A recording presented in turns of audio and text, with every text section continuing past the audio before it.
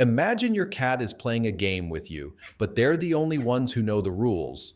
Most behavior issues, the scratching, the hiding, or that sudden random bite, aren't actually random at all. They are the result of rule violations you didn't even know you were committing. See, we often treat cats like small, eccentric humans who just need love. But to a cat, affection is secondary. Their world is built on a foundation of strict, unspoken protocols. When we unknowingly break these rules, cats don't rebel out of spite. They simply withdraw, shut down, or go into defense mode. Today, we're pulling back the curtain on the Feline Manifesto. Understanding just a few of these hidden rules won't just fix your problem cat, it will completely transform your relationship from one of confusion to deep mutual trust. Why cats create these rules? It's easy to think of these behaviors as quirks or just cats being cats, but every rule your cat follows is rooted in survival logic. In the wild, a cat is both a predator and prey. Because of this, their entire psychological makeup is hardwired to prioritize three things: safety, control, and predictability. They aren't trying to be difficult. They are trying to feel secure in an environment they can't fully control. Every time we swoop in for a sudden hug or stare them down across the room, we are inadvertently breaking a survival protocol. We break these rules every single day without realizing it, sending our cats into a constant state of low-level hypervigilance. To bridge the gap, we have to stop thinking like humans and start respecting the logic of a small hunter. It starts with one of the most misunderstood signals in the animal kingdom: the eyes. Rule number one: don't stare at me. In the human world, eye contact shows confidence and interest.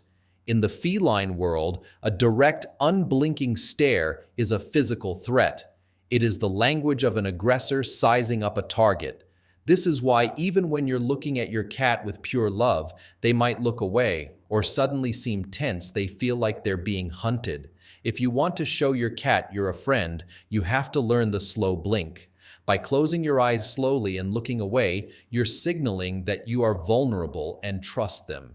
It's the ultimate "I love you" in cat language. When you start respecting this rule and stop the loving death stare, you'll notice your cat relaxing in your presence almost instantly. They realize the predator in the room has finally become a partner. Before we continue with rule number two, I'd really appreciate your support.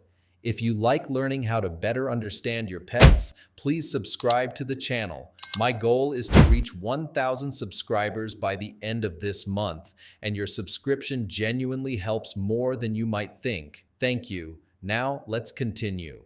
Rule number two: let me come to you. For a cat, autonomy is the highest form of trust. We often make the mistake of chasing our cats for affection, thinking that if we just pet them enough, they'll love us more. But in reality, forced affection is just tolerance, not a bond. The rule is simple: the interaction must be their idea. When you wait for your cat to approach you, you are giving them the gift of choice, which is the most valuable thing a cat can have. Waiting builds a much stronger bond because the cat knows they are in control of their own body. You'll find that when you stop reaching for them and instead let them initiate the rub against your leg or the jump into your lap, the affection they give is much more genuine, and it usually lasts a lot longer. Rule number three: don't erase my world. Your cat doesn't see your home, they smell it. They spend hours marking their territory with pheromones from their cheeks and paws, creating a complex sensory map that tells them, "I am safe here." When we go on a cleaning spree, use heavy air fresheners, or constantly rearrange the furniture, we are essentially erasing their world. It's the equivalent of someone painting over your GPS while you're trying to find your way home. This loss of sensory markers leads to deep insecurity and anxiety. To respect this rule, try to keep their core areas, like their favorite scratching post or bed, consistent. If you must clean, do it in stages so they have time to reclaim their space. A cat who recognizes their own scent is a cat who feels at home.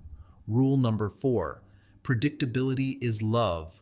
While humans crave variety, cats thrive on the boring. To a cat, predictability isn't just a preference, it's emotional safety. They value consistency far more than they value grand gestures of attention. They want the same times for meals, the same rituals when you come home, and the same quiet spots for naps. When life becomes unpredictable random feeding times or loud sudden changes in the house, it triggers anxiety behaviors that can look like aggression or naughtiness. By creating a reliable routine, you are telling your cat that their world is stable. Routine is the language of love for a feline. It tells them they can lower their guard because they know exactly what's coming next. Rule number 5, never trap me. Freedom is a non-negotiable requirement for a cat to truly relax. This is why many cats hate being held or having a door closed behind them. Even during a moment of deep affection, a cat needs to see a visible escape path. The moment they feel trapped, whether it's in your arms or in a corner, their survival instinct kicks in, and trust evaporates. This is the paradox of cat ownership. The more freedom you give them to leave, the more likely they are to stay. When your cat knows they can jump down or walk away at any second without being chased or grabbed, they will stay in your lap much longer. Respecting their exit strategy is the fastest way to make them feel truly comfortable in your presence. Rule number 6, touch is a privilege, not a right. Petting is a form of communication, not a form of control. While we might want to rub that soft belly, most cats find excessive or poorly placed touching to be completely overwhelming. Overstimulation is a real physical sensation for them. It can actually become painful or irritating. Every cat has preferred zones, usually the chin, cheeks, and base of the ears, and no-go zones. Learning to read the early warning signs, like a flickering tail or ears turning slightly back, is crucial. When you treat touch as a privilege that you ask permission for, rather than a right you take, your cat will begin to see your hand as a source of comfort rather than a source of stress. Rule number 7, listen to what I'm not saying. Cats are master communicators, but they rarely use their voices to talk to each other. They use their bodies. Humans often get into trouble because we misread the signals. A thumping tail isn't wagging like a dog's, it's a sign of rising frustration.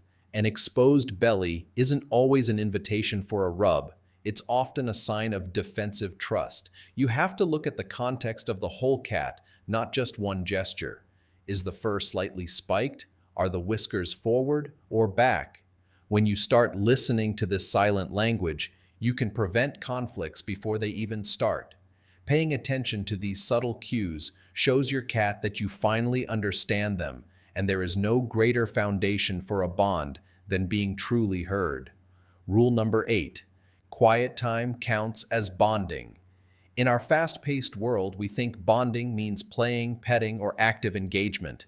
But for a cat, some of the most profound bonding happens in total silence.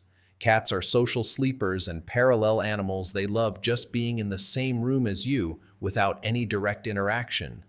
This shared presence is a sign of ultimate trust. When your cat chooses to nap in the same room where you're reading or working, they are saying, "I feel safe enough to sleep near you."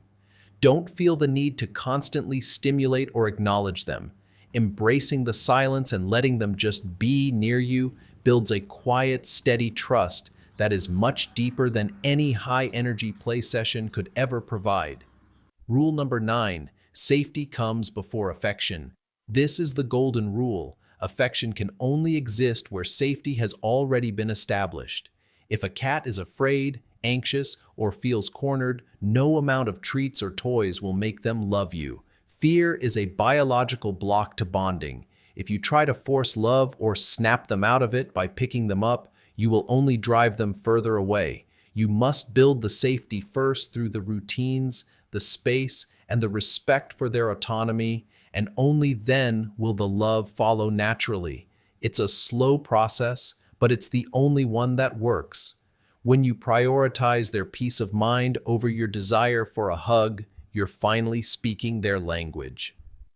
Conclusion: at the end of the day, cats aren't aloof or mysterious. They are just very strict about their rules. When we break those rules, we create a world of confusion.